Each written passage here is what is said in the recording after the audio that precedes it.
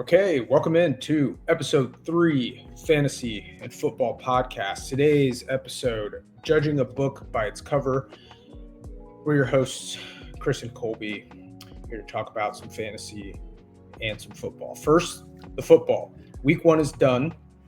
Games on Thursday, Friday, and Sunday and Monday this week. We had some of the games overseas. Your Chiefs. How you feeling about it? Look, this is red for 2 reasons. I'm still repping my Chiefs, even though we lost. And 2 is because, red alert, the Chiefs might be cooked. They might be cooked. Oh, man. They might be cooked. It was tough. Yeah.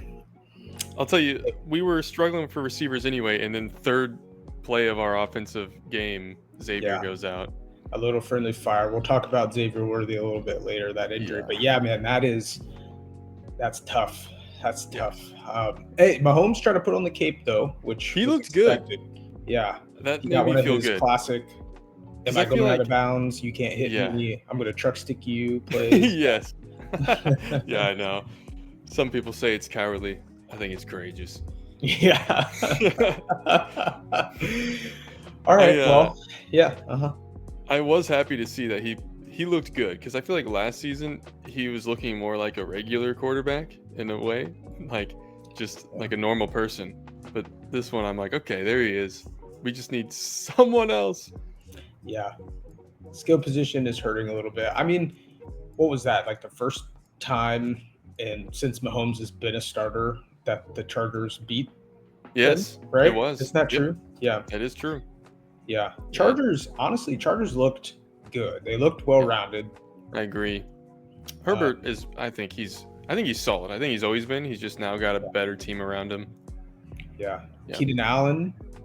Yeah. Resurrection. Dude, he's still got it. He's still got it. I have him in one of my leagues. He was on my bench, but I might elevate him. Okay. I'm trying to pick him up. I was fading Keenan Allen a little bit this year because didn't know what he had left, and he proved me wrong. That's right. He definitely proved me wrong. My Browns, I don't even want to call them my Browns anymore. They just classic. They play tough because they have a good defense, so they kind of keep themselves in it. Yeah. And then they invent ways to lose. Is it heartbreaking to miss a chip shot field goal? Yeah. Yes, but they did that, and then to really put salt in the wound, they get the ball back and then throw a guy open, and he flips the ball up to the defense for like a silly interception to actually end the game. Yes. So that's classic Browns. I am test driving some teams this year, though. Buccaneers look good. Yep. Ironically, the Bengals, who won, I guess, although they're a little shaky. And the Texans, also a little shaky. Yeah. But I like the Bucs. Obviously, Baker got that win, just proving my point. Yes. I'm a Bucs fan purely for Baker. Yeah. And then wherever Jameis Winston is. And Jameis, wherever he is, free Jameis. He's with the Giants right now. Wherever he is. Put him in, just for the entertainment factor. I know. Jameis is great. Jameis is great for that reason. Egbuka, Ohio State guy, really flashed. Had those 2 touchdowns in the game. So all good so far. Liking the Bucs. What I'm kicking there. All right. Time for a new segment. This segment's called GM of the Year. Right. General Manager of the Year. So in this segment, we're going to list some players, maybe just one player, that we played in any of our lineups that outperformed their projection, thus making our case to be GM of the Year. Okay. Yeah. I think we need to put a little parentheses worst GM of the Year in front of it for me, dude. I had some bad weeks in fantasy, boys. All the viewers out there. I only had the best thing I had was Laporta was projected at 10.65 and he scored 13.9. That is the greatest that I had. If anything, it was the opposite for me all week. Yeah, it was rough. A lot of people did not win GM of the year. Yeah. My one player was Javonte Williams, running back. He balled out. The Cowboys. He balled out. I liked Javonte in Denver. I think his talent was there, but it just never showed. And now he's on a different team. The Cowboys obviously didn't really have strong candidates at running back. He was going to be the lead guy. His touchdowns came on 1-yard runs, but it means that they'll use him at the goal line, which is good for the red zone. That if they get down there, they will use him and not just try to, scheme weird plays, things like that. So in PPR, he was projected 11.87 and ended up with 20.4 points. That's solid. GM of the year over here. Yeah. All right. So I wanted to tell you about this, and this kind of plays a little bit into GM of the year. So being a GM in this Survivor League or this Guillotine League that I'm in, it really matters a lot how you manage your team, because again, 18 teams, and whoever has the lowest score gets cut. Their players go to the waivers. Now, the waivers become super important because, especially right now, most teams only have 1 or 2 guys that are really going to change the outlook for your team. So maybe they took someone like Lamar Jackson, and the rest of their team, maybe they've got second or third options. Of course, Lamar Jackson's going to be the guy that everyone wants to pick up because he can, send your team to the final. So we do blind bids for the waivers. So you get 1,000. You get 1,000 fake dollars to spend for the whole entire year. And because they're blind bids, you don't know what other people are bidding for the players on the waiver. So it's kind of a guessing game. Yeah, you're trying to you also are trying to get a feel for okay, this is kind of where people are valuing these kind of players right now. And you don't see, but you do get to see the bids once the waiver's clear. So you get to see who bid for that player and then what that dollar amount was. Got you. So this guy in the league, so Lamar Jackson, I put in a waiver claim. I mean, I'm not going to not try to get Lamar Jackson. So I put in what I thought was a healthy waiver claim of about 275 Monopoly dollars. And I figured I probably wasn't going to get him because some of the teams that finished lower down, closer to the cutoff, are going to be a little more desperate and probably spend a little bit more aggressive. Yeah. So one of the guys down at the bottom didn't realize. So when you go to make waiver claim, if there's a player you want and you're kind of shaky on whether or not you'll get them, right? So you put in the waiver claim for them, and then the player that you're going to drop if you get that player. If there's another player that you want to claim on waivers that you think you have a better chance of getting, you make the waiver claim to drop the same player. Because when it goes through, let's say hypothetically, you end up getting that first player and then that player drops. And let's say then you'd be able to get the second player too. You won't then you would have to pick another player to drop. So that makes sense. So then you don't get that player and then you can get the next player. It'll just go whatever. It makes it easier to do it that way. So this guy did not do that. He made these 2 waiver claims, one for Lamar Jackson, and then this guy had Justin Herbert on his bench also. So he was kind of a priority for some people, lower than Lamar. This guy did the same amount for each player because he was desperate. But didn't make the dropped player the same player. So if he would have gotten Lamar, that other waiver claim would have failed. He would have saved his money. He bid $450 for each player. So he spent $450 and got Lamar, $450 and got Justin Herbert, and he only got $100 left. Oh, he's done for the whole season. And he's ruined. He's done. He's good. So then, what an idiot! I know. And what's crazy is that because he did that, it's he basically just spent $900 for Lamar Jackson because he's not going to play exactly. Justin Herbert. You're gonna bench him except for the bye week. I know. Paid $450 for a 1 week start. Yeah. So he's gonna make it that far now. The best he's trying to do is trade Justin Herbert for. That's brutal for somebody. Yeah, dude. Lesson learned. Yeah, spent $450 on each. Could not believe it. The group chat was. That's hilarious. Yeah. Oh man. So that guy, not GM of the year. No, not at all. All right. So obviously, with players overperforming a little bit, we had a lot of players, kind of to the point you made, underperforming this week. Yes. Notably, guys like AJ Brown, Nico Collins, Jamar Chase, among others, who, to the dismay of many fantasy owners, performed not so great. Now, it's not unusual that offenses typically struggle earlier on in the season and then get better after they get a few games under their belt. Did you have, you listed some. Do you have any, more notable players that scored well below their projections? Oh, yeah. In one of my leagues, I have Jamar Chase and Joe Burrow. And each of them were projected like 19 point something. And Jamar scored 4.6 and Burrow was 8.82. Safe to say, I got smacked in that league. I think I scored 84 total points. Yeah. I also had George Pickens. Okay. I didn't know if he was going to do well. I feel like I put him in there just to see how he's going to perform.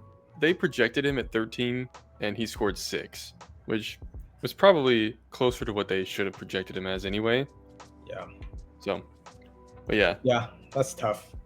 I had some players here and there, like the usual suspects. One person I was really high on this year that I got in a couple of drafts was Brian Thomas Jr. And that was the biggest bummer. It's interesting. They fed Travis Hunter the ball quite a bit. I don't know. I don't think that means he's going to be the number one option. I would guess that Brian Thomas Jr. bounces back and starts to get that volume again, especially if Travis ends up playing maybe a little more defense than he played the other day. But there's a lot of players. It was a wacky week in fantasy football, to say the least, with those guys. All right. Another segment coming up here. We're going to call this Win, Lose, or Bush League. Yes. So in this segment, we're going to state whether our teams won, lost, or they should have won, but they lost. In other words, it was Bush League. Yes. Right. I have some things to say. Okay. Okay. Real quick. In our league, I lost. It wasn't that bad. It was 126 that was me. Respectable score, but my opponent scored 152. They just had a solid week. In my friend's league, I lost. That was the Joe Burrow league, so I 84 to 146. Now, my work league is absolute Bush League. League. We talked about this a little bit, but I just want to explain it again. This league, it's a full PPR, but also the quarterbacks get a full point per reception that they complete. So I didn't know that. Nobody knew that because the first quarterback wasn't taken until like round 6 or 7. Yeah. But I was playing a guy who had Josh Allen. Let me give you some things first. Here's some of his starters. Mark Andrews scored 1 point. Ravens defense, -7. McLaurin was 4.7. And then Nico Collins was 5.5. So I went into this that was a Sunday evening. I was up like 50 points. And Josh Allen scored 75 points, and I lost by 9. That was some Bush League, dude. That was some bullshit. I couldn't believe it.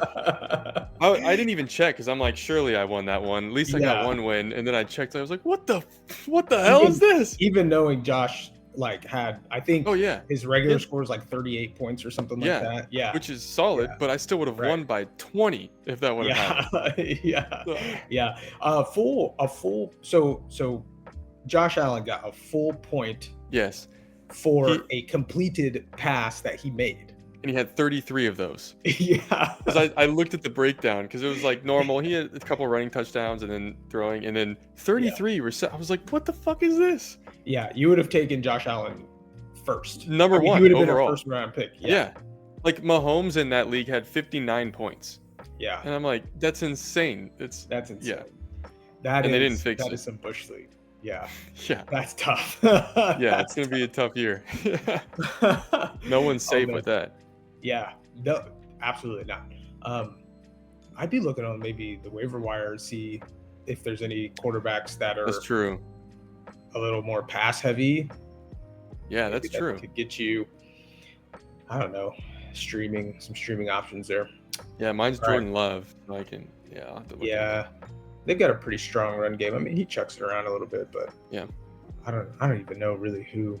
Yeah, dude, that's terrible. I can't believe it. I was texting you that next day. I was like, dude, what the fuck is this? yeah. He's like, you're like, Josh Allen had 75. Like, that's not right. That's not right. Yeah. All right. In my leagues, so in the league we're in together, I won. Nice. In my family league, I won. In the guillotine league, I won. I survived. Nice. No head-to-head matchups. And then in the league I'm in with some of my other friends, I lost. No Bush League going on there. My team, a solid week. As I said before, is cheeks. They're so bad. Javonte Williams was carrying me for a hot minute, but no, the rest of the team is just not. I mean, I've got some decent players that were projected to definitely score more than they did. Notably, one of my keepers, CJ Stroud, in that league. I'm a big believer in CJ, but something is just broken. I don't know if his offensive line is not really holding. I mean, he kind of runs, has to escape. He's not a runner, but I don't know. That team, I don't expect to win a whole lot. Yeah. So there you have it. That was win luge. Luge? One luge. One luge and 3 wins. And 3 wins. Speaking of luge, mm-hmm. Is that what they call those bobsleds? Yeah. Is that a luge? I think so. We were talking about Cool Runnings at work today. Great movie. I'm gonna blame that on why I said luge. I saw that for the first time not that long ago, like very recently. I don't remember where I was. Recently? We weren't together, were we? Maybe. Was it? It wasn't in Alaska, was it? No, it was like right before we moved. I don't remember why I watched it. I didn't mean to dox you just then. Yeah. Alaska's a big place, though. You could be anywhere. I think I said it last time. Oh. That was win, lose, or Bush League. Mm-hmm. All right, moving on. Injury talk. Yes. We'll blaze through this here. Notable. Oh, man. San Francisco 49ers are just in a bad way. Everyone on the team gets hurt every year. And tough. Do they have doctors that are in employ on that team? So George Kittle and Juwan Jennings both left the game. Neither returned. George Kittle, it's a hamstring injury. I think reporting was that he was set to get an MRI. That probably happened by now. Expected to miss multiple weeks.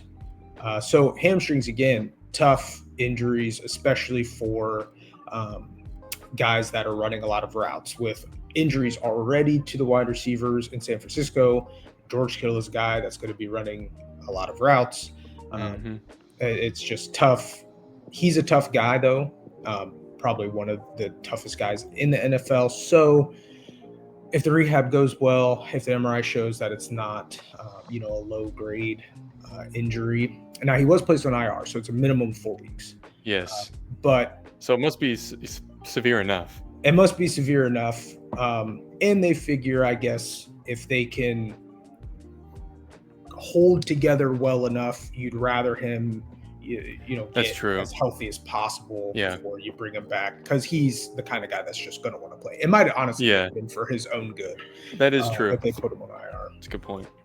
Yep. All right, Juwan Jennings, receiver for San Francisco. It was a shoulder injury. It looks like it was a low-level sprain of some sort. A sprain we use to identify injuries to ligaments. Typically, a strain is an injury that we use to identify injuries to muscles or tendons. So when you look at a ligamentous injury, a sprain, depending on the grade, you're typically not dealing with a muscle issue. So movement can still be painful, certainly. But if you're not dealing with a muscle issue, you're not as concerned for that when you start to play again, get back into the game and everything like that, that you're looking at, is he going to risk like rupturing something or something like that. The problem with the ligamentous injury, though, is that unlike tendons that can repair themselves and gain strength again, like tensile strength or like elasticity, ligaments are forever stretched out. So that can just lead to long-term complications if you're not rehabbing that really well. Yep, for sure. Next one, Drake London. It seems to be, it was a shoulder injury type of week. Drake London, a shoulder sprain.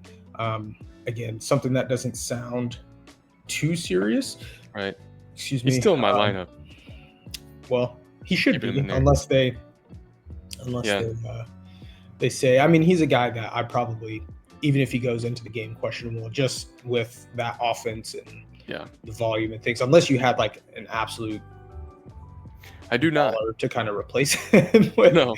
Remember when I said I had a B draft? I'm gonna lower that. Yeah. Rewind to the GM of the year segment. So another shoulder sprain there for Drake London. Xavier Worthy, the Chiefs. So we mentioned this earlier. So got absolutely blown to smithereens by fire his own teammate Travis Kelce, who on the podcast, I listened to this part of New Heights podcast, took full responsibility for not running his route where he should have been. I saw that. And interesting to have players go on podcasts and talk about the games that they play in currently and like their competition. It's a weird time. It is. I hate that I thought this was funny, but I saw this video where it was a while back on that same pod, the one that Taylor was on. And she was talking about how when the Chiefs first drafted Xavier Worthy, how like Taylor was super excited, like running around the house screaming and like, we got Xavier Worthy. And Travis is like laughing and it kind of looks like a fake laugh. And then they like morphed from that to like the video of him. They made it look like it was intentional of him taking him out. I didn't see that. Oh my God. Yeah. Oh my gosh, that's bad. Oh man. Well, a dislocated shoulder, unfortunately, for Xavier Worthy. So that's multiple weeks. Yeah, usually. Now, interestingly enough, they said in the press conference, I think it was Andy Reid, the head coach, said that he's day-to-day considered. So it initially it feels like the team is maybe optimistic that it was not a lot of damage. Yeah. And that he might be good to go. I, like you, kind of find that hard to believe that he won't miss some time. And it matters. So when you dislocate a joint, guys, I think people see guys dislocate fingers in the NBA and in the NFL here and there. They put it back in and then they go back in there. You have multiple fingers, and it's a hinge joint. It just does this. Yes, exactly. Whereas a shoulder has multiple degrees of range of motion. You've only got the two. That was good. Good demonstration of that multi-directional. Yes, thank you. Shoulder joint. So the shoulder is inherently unstable. because it can move so much. And so it's not uncommon that people dislocate their shoulders, especially in contact sports, other things like that. So when you dislocate a shoulder, most often it dislocates to the front and down. That way, there's a lot of laxity kind of down at the bottom, underneath kind of the armpit of the shoulder. So a lot of times people dislocate that way. We don't know which way he dislocated his shoulder. We don't know if it was actually dislocated. So this is a weird thing that kind of happens a lot. And I'm sure you see it, Colby, all the time, where in sports especially, people, because not everyone knows all the medical jargon and those sorts of things, we just call a strain a hamstring. Oh, he's got a hamstring. Yes. Same thing for, in this case, with a dislocation. It's like, okay, it's a dislocated shoulder. What does that mean? That can mean sometimes that they actually dislocated their shoulder joint. Sometimes that means that they had a separated shoulder or an AC joint issue, the AC joint being between your collarbone and your shoulder blade here. Sometimes that can actually mean that they didn't dislocate their shoulder, they subluxed their shoulder. So subluxation is you get an extreme amount of movement, but it doesn't dislocate all the way, right? So there's usually like goes right back in on its own too. Goes back in on its own, those whole things. So with some of these other things, again, we don't know exactly that he dislocated it or to what degree. It could have been a subluxation. If it was something like that, then yes, certainly there's a better chance that he would be able to suit up sooner rather than later. And sometimes like subluxations, obviously they stretch out the tissue because that joint is moving a lot. But I've seen, like I played with a guy, baseball, a pitcher who would just sublux like once a week. He'd be like, oh, hold on. And then whoosh, and he's like, all right, I'm good. And then he just start pitching again. It's like, that's what? Insane. Yeah. That's insane. Well, pitchers are crazy, but you should get that looked at. Was that, that's crazy. Was that like in high school, college? That was in college. In college. I played college sports. Oh, are you a college athlete? I'm a has-been, baby. That's right. Glory days. All That's right. And then semi-breaking news, not really. But today this happened. James Cook, running back for the Bills, Buffalo Bills, came up with a hamstring injury in practice today. They officially listed him as a limited participant. Same thing for the hamstring. Guys that are running a lot, wide receivers, guys that catch passes out of the backfield like James Cook. Hamstrings are just tough. Again, we don't know the degree to which that is. The fact that he was a limited participant, I think a lot will matter tomorrow and how that practice goes for him, what his rehab looks like. But I would probably, I don't know who their opponent is. I would probably lean towards James Cook, probably sitting this next one out. I think that's a good idea. All right, injury talk. Done. All right, to wrap up football segment today, we would like to formally introduce the Coronation Quest, Fantasy and Football. Boom. Coronation Quest. There it is. Live. Look at that. You. All right, so nice. This Coronation Quest is a quest that we have set for NFL players this season in fantasy football to claim their coronation, to claim their titles for this year. Now, we gave you guys a preview in the last episode of what some of these titles are going to be. We've got the titles here, and we'll let Colby explain the titles. So we'll read these out each today, just for today's episode, because we don't want to waste your time every single time doing this. But since it is the first time we're officially bringing it to the light, we'll read it. So if you're looking at this key here on here, the first one is the King of the North, which is abbreviated by KN. That is the player who has the most fantasy points scored week to week. The next one is the Goblin King, GK, most touchdowns scored week to week, non-QB. Hand of the King, HK, most catches week to week. The Shield of Rohan, SR, which is best defense week to week. the Lysan Al-Gib. Did I get that? Close. We'll get there. LG, that's the best kicker week to week. The Reaper, which is TR, most rushing yards week to week. And then both of our personal favorites, the Creature Golem, which is CG, and it's the biggest bust of the week, non-defense. That's right. Special note for the Creature Golem. So this biggest bust of the week is going to be not who. It would be impossible to be like, oh, who on which of your fantasy teams was the biggest bust and try to keep track of that. So what this is going to be is just the person, again, non-defense, who scored the least amount of points that played in the fantasy game. And so with that, we'll get to week 1, Coronation Quest. Yes. Pew-pew.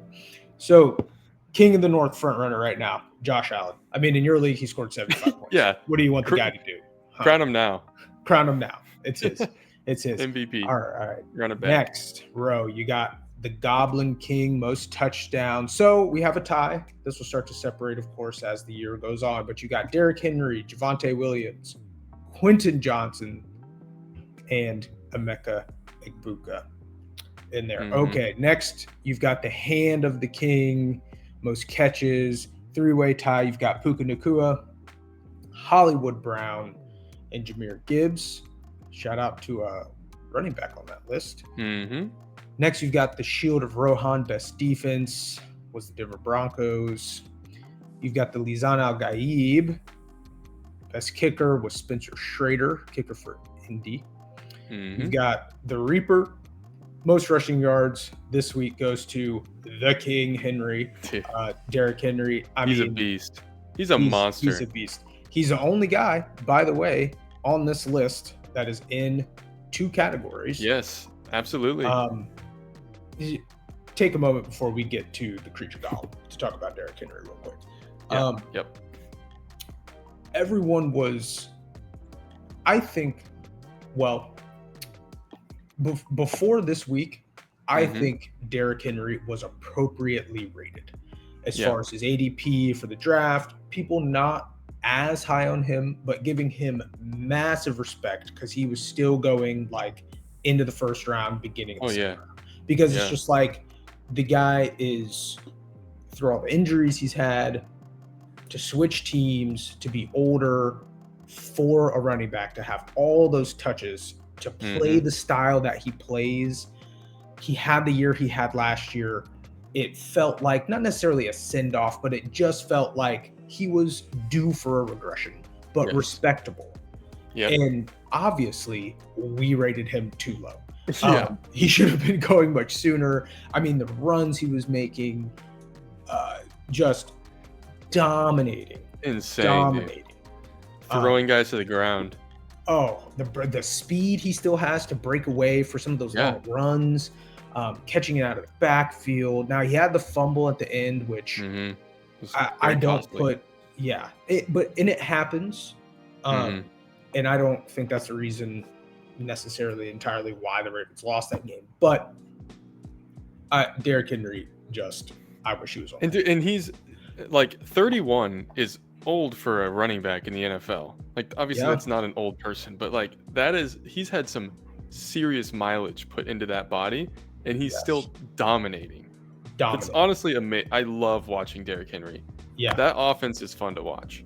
Absolutely. And so are the Bills. That was a fun game to watch. That was unbelievable. Unbelievable. All right, now we'll get to the Creature Golem. Yes. Biggest bust of the week, Xavier Gipson for the New York Jets. -2 points. You know why he had -2 points? Because the only time he saw the field was it was either a punt return or a kick return, and he fumbled and had -2 points. And then he didn't see the field again. And then he will not see the field again. No. Poor Xavier Gipson got cut from the team.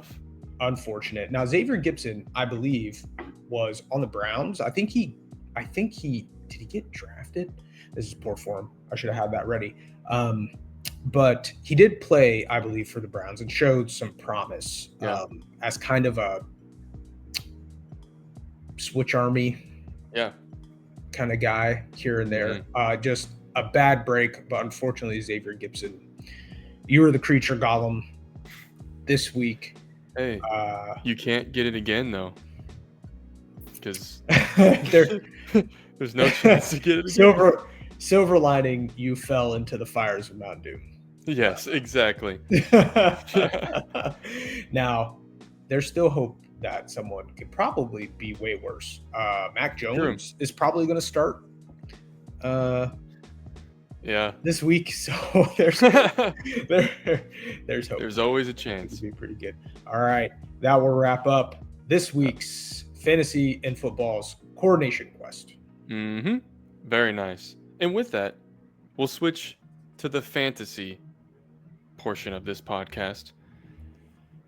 We said, this is judging a book by its cover. So guess what we're going to talk about? We're going to talk about some book covers and some other things. Yeah. Before we do this, actually, the whole reason I came up with this part of my section was because I got a new book and it's fucking sweet. So I want to show you. Pardon my language. I don't know if I should be cursing on these. The cover's cool, but that's not what I'm so pumped about. But this is the cover. It is sweet. So it's Brandon Sanderson. You knew it was going to be Brandon Sanderson. Oh, it's backwards. It's flipped. But it's called The Isle. No, it's not. Oh, okay, good. Isles of the Ember Dark. And I saw some things about that in the periphery. Yeah. Well, here's my favorite thing about it. For all of you out there, I'm an aspiring author, and I had this idea like a year ago. I said, what if, because I sometimes write in dark mode on my computer. I was like, what if a book was in dark mode? Hey, wait a minute. I'm going to interrupt you. Yeah. Audience, join me in something here. Okay. Let me guess. No, you go ahead. Okay. Stop saying aspiring author. What is it? You are aspiring to be published, but you have written books. You know what? I don't know where you're from, but we call those people where I'm from. Please. That's not where I thought you were going with that, and that was very nice. Thank you. A little encouragement. That's right. So, I'm an author, and I thought, what if this was like a night mode or dark mode? And dude, look at this. What is it? It's actually like it's like flipped. Dark mode book. Yeah. Like these pages are black. Well, that's wow. Art. With the white. Yeah. Okay, so tell me. I don't actually know anything about this book. Tell me about this book. Well, here's the thing. I don't either. Is it new? No, I do. It is new. So Brandon Sanderson, he wrote these books in like secret. He calls them their secret projects, where he was working on a big book and then was like, by the way, I wrote a book in my free time, because he's insane and does that with his like prolific writing. This book is like, it spins off of a short story that he wrote in a collection of short stories in his universe, which is called the Cosmere. For all of you out there, Cosmere. It is a Cosmere book. Okay. And like this bird has a magical power and plays heavily into the story. Other than that, I don't actually know what it's about because I want to go into it blind. I always get worried about spoilers when I read synopses. How will you read it though? How will I read it? Yeah. If you try to go into it blind. You shut your goddamn mouth.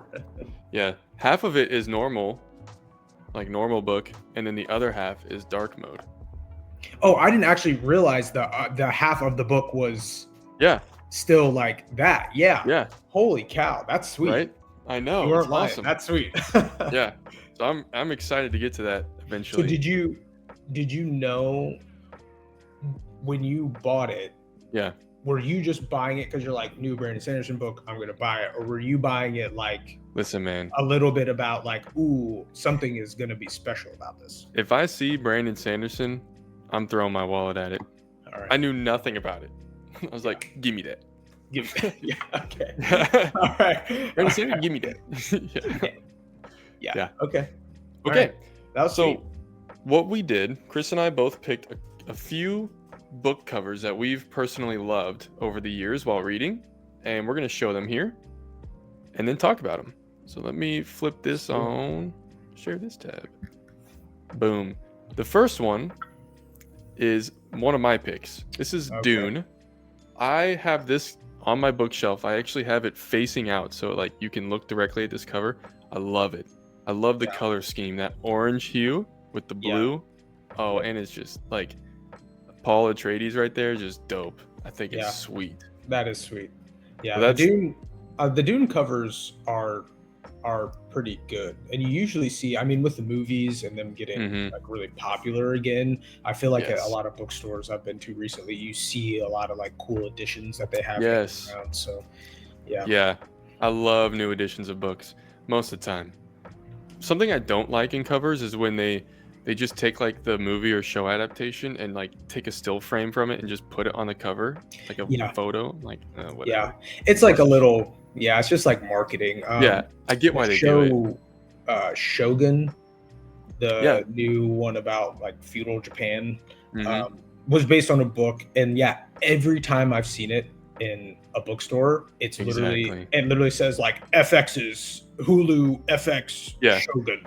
The stamp right there. Yeah, I'm like, I don't like that. Yeah, I know, and I'm like, who's actually? I feel like the people who are primarily, maybe this is wrong, but people who are gonna watch that show, they're not like, oh, let me go get the book now. And I feel like readers don't like it as much. So it's like you should be marketing to the readers anyway. But I get it. Yeah. Okay, next one. This is a series. It's Brandon Sanderson's Mistborn. So good. This is a special edition. Oh, I love these covers, dude. It's similar style to the Dune one. Obviously, you can tell I have a taste. Yes. Yes. I love those three. That Well of Ascension, I said before, the best book I've ever read. That scene that this cover is depicting, probably top 2 scene in that series, and it ain't 2. Yeah.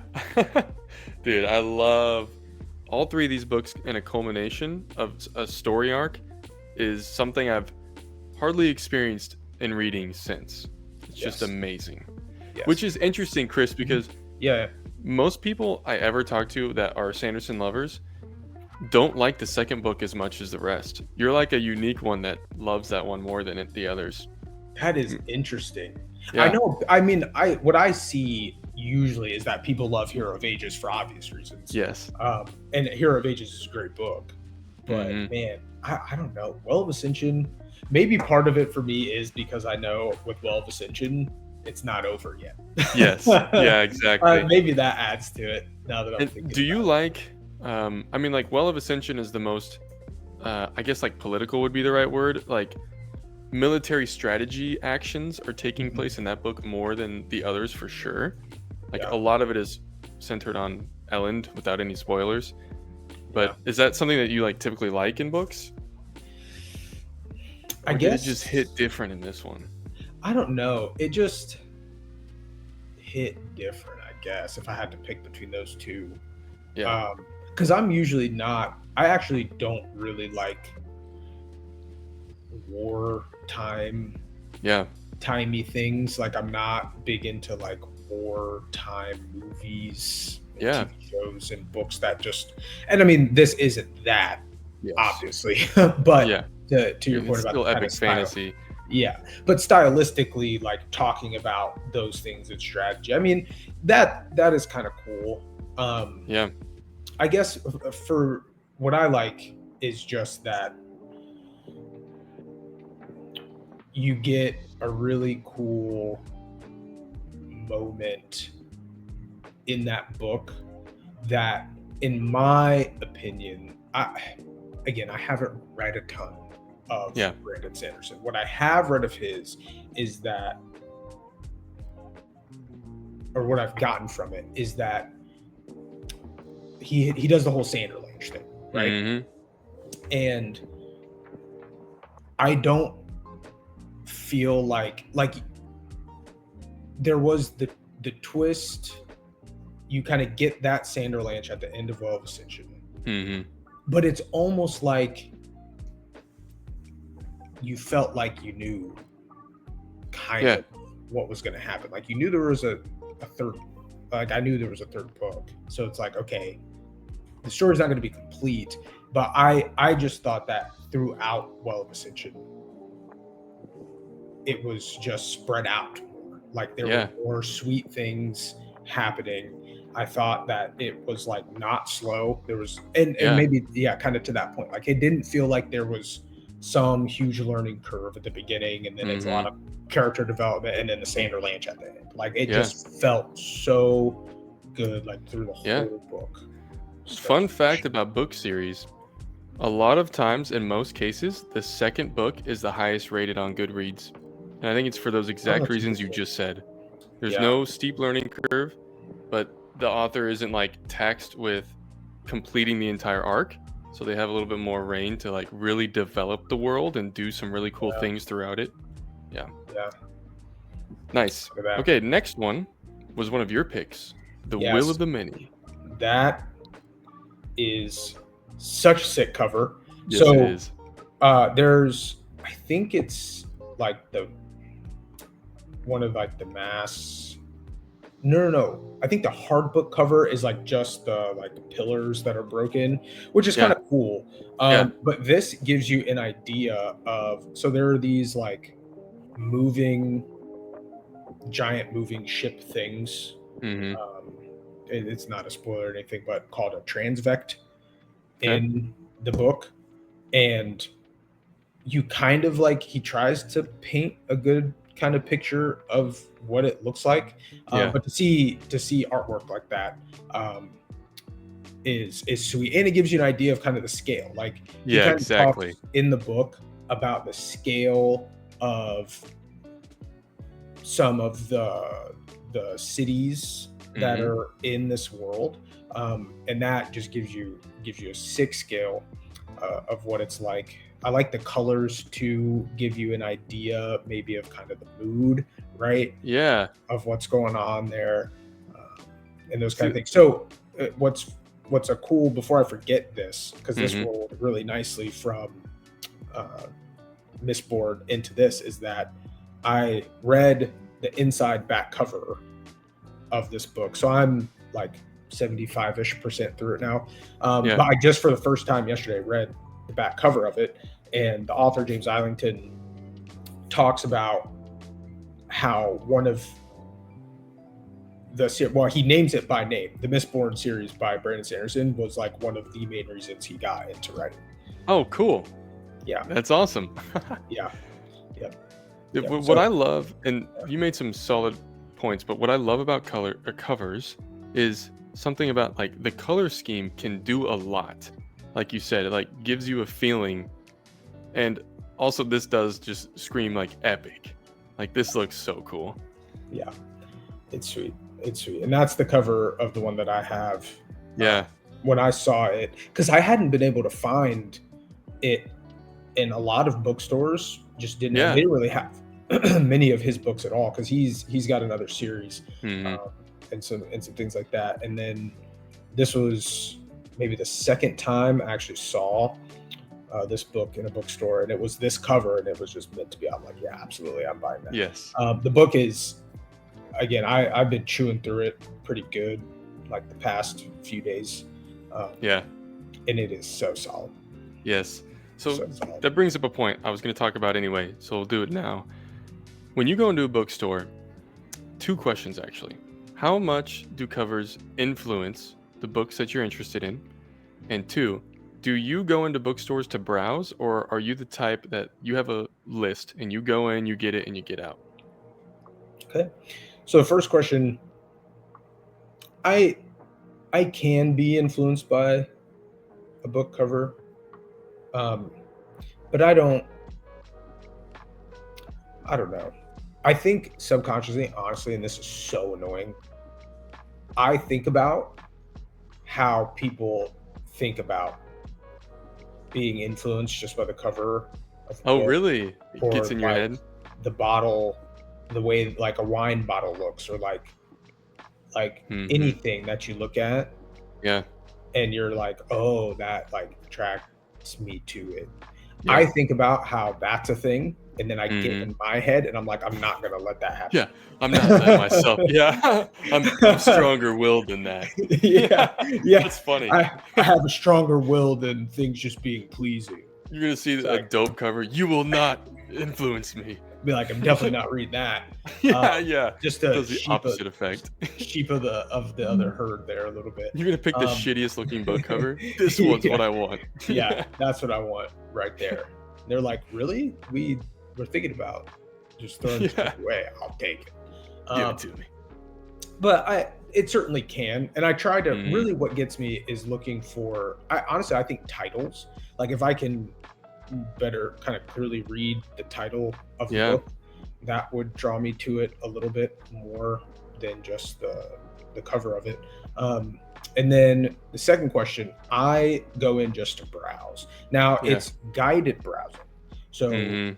I pretty much go straight to like fiction or sci-fi, fantasy, Same. if they have those subgenres, and then I'm kind of just browsing there. Um, Yes. with this book in particular, I I plan to go in the bookstore to browse like I normally do, but Yeah. then I was checking because this was the book on my list that I wanted to get. So, Mhm. I'm very similar. I go to the bookstore when I want to buy a book, and I will walk in and I will go straight to that book, which is 95% of the time in science fiction fantasy section, and I'll pick it up and then I'll spend about 30 minutes just browsing. After that, mm, I almost never buy another book, but it's not that covers don't influence me, but while I'm browsing, if it doesn't have an interesting cover, I don't even look at it. So it does for sure, like it doesn't influence me enough to like be like, wow, I'm gonna buy this book that I wasn't planning to buy. But it does catch my eye, and then I'll check some out. I know I recently actually did buy a book. Oh, actually, so this is kind of a not necessarily the same thing, but I went in to buy the series that I'm reading right now, A Darker Shade of Magic. It's called the Shades of mhm. Magic series. I went in to buy the first book because I didn't know if I was gonna want the whole series, and it had all three of them on like these special edition covers, and they were dope. So then I ended up just buying all three because I was like, well, what if I like it and then I come back and these other two are gone? So then I just Oh my like gosh. bought all three. Hey, that's how it happens sometimes. Hmm. That's okay. Nice. All right. Okay. Also, as well, actually, there's one more. One more from you. Yeah, right. I love these. Yeah, dude, These they're are so so good. good. It's hard to choose. So we talked about in the first episode just how big fans of Harry Potter we are, and just kind of how that happened at the time that we were that age, Yeah. right when they were coming out. But these are the Pottermore ebook covers. Yeah. So on the ebooks or I think the audiobooks too, they Yeah. use these covers for the Harry Potter series. So they're really cool. I just think they're a little more minimalistic compared to a Hmm. lot of like the um, other Harry Potter book covers. I mean, they tend to like to include a lot of things. Not that they're not sweet, but Yeah. I just think these like just the glasses and the scars kind of cool. Oh yeah. I Uh, think they're sweet. The the color schemes are awesome. Phoenix, the goblet, and the color schemes are really really cool. Yeah. Yeah. And what I like you said, the minimalistic style. I love that. I think I'm drawn towards that. I'm like that Dune cover. Hmm. But also, it makes me so angry when a series doesn't stay consistent with their titles, like lettering, positions.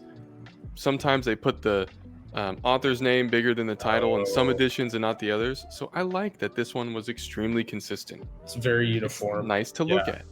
yeah.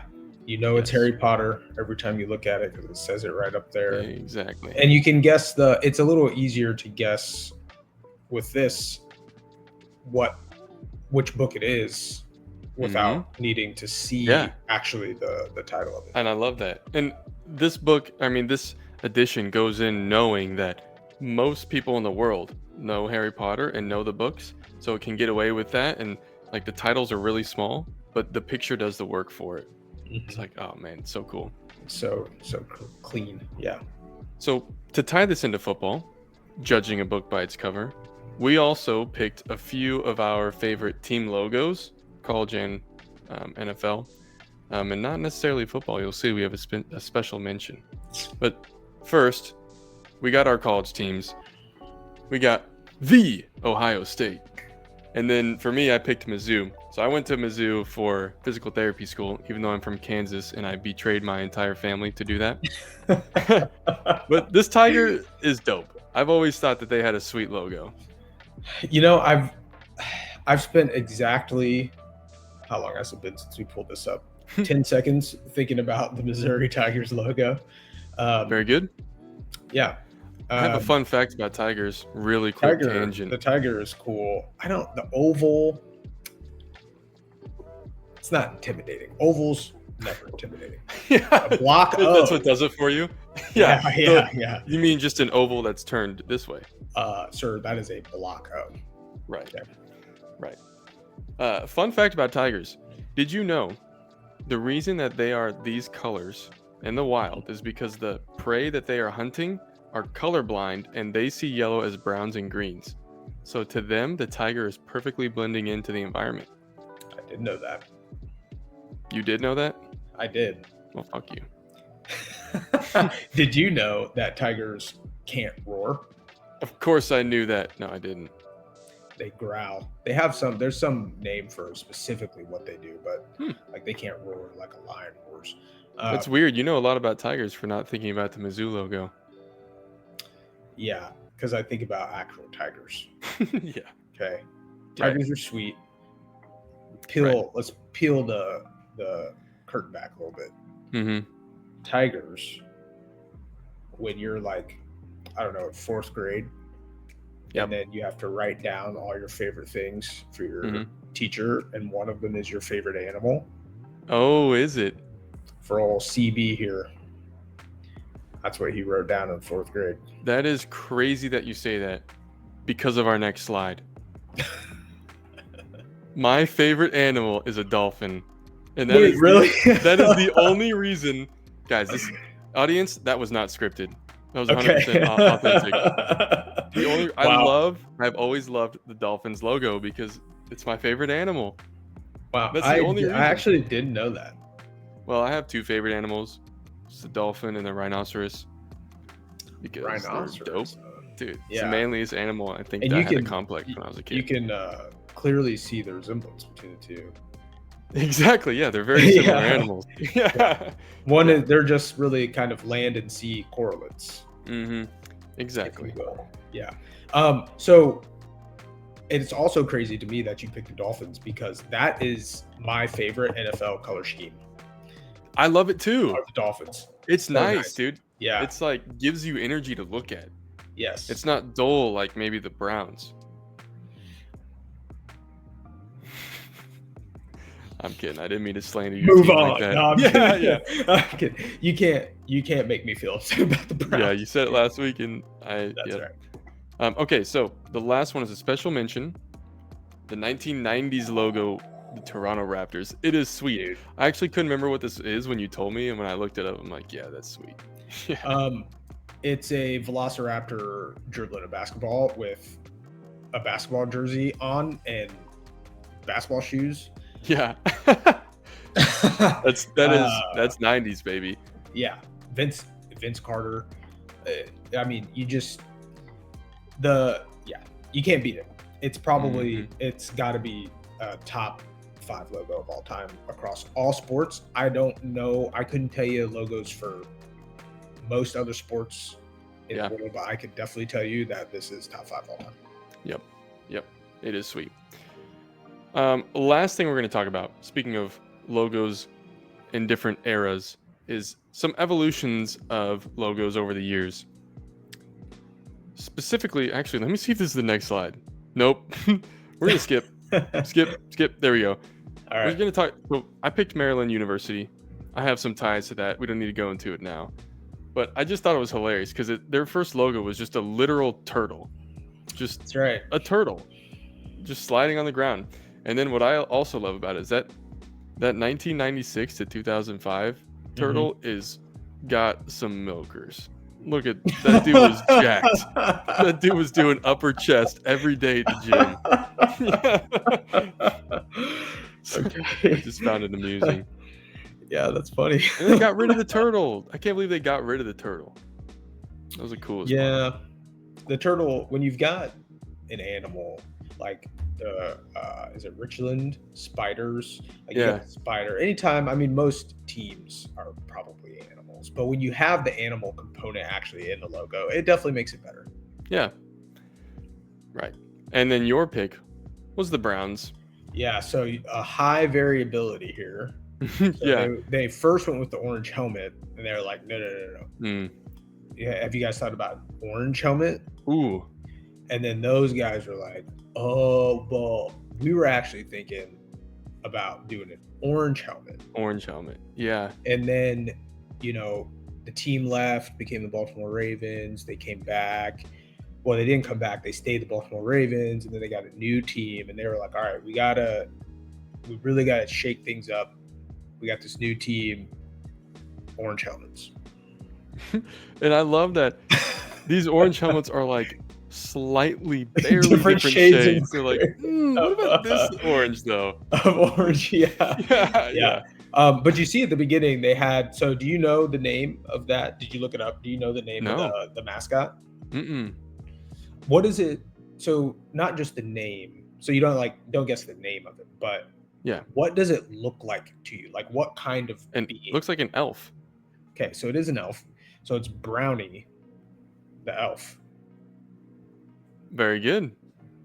Yeah. So Brownie the elf, I think it's still on the field. I know at least, was it last year, year before, they had like a fan vote of what logo we were going to put in the middle of the field. And everyone voted for Brownie the elf, even though all the people voting for Brownie the elf weren't around when Brownie the elf was a logo. But anything beats just like the regular whatever shade of brown helmet or orange helmet that they choose for the Browns. Yeah, that's hilarious. Well, I'll tell you, I had other things planned, but I think we had a good discussion, and we're out of time anyway. So we'll save it for maybe later sessions. That's right. Well, everybody, this has been episode 2 of Fantasy and Football. Next week. No, babe. What? That's episode 3. So, everybody, this has been episode 3 of Fantasy and Football. Next week, what I was thinking is next week is week 2 in the NFL season, and Chris and I play each other in our fantasy league. That's right. Stay tuned. Preview to see how bad he beats me. That's right. And we'll go through again. Fantasy football's coronation quest. You won't want to miss. Absolutely. Who is moving up? Who is moving down on coronation quest? Thanks for listening. We'll see you guys. See you next time.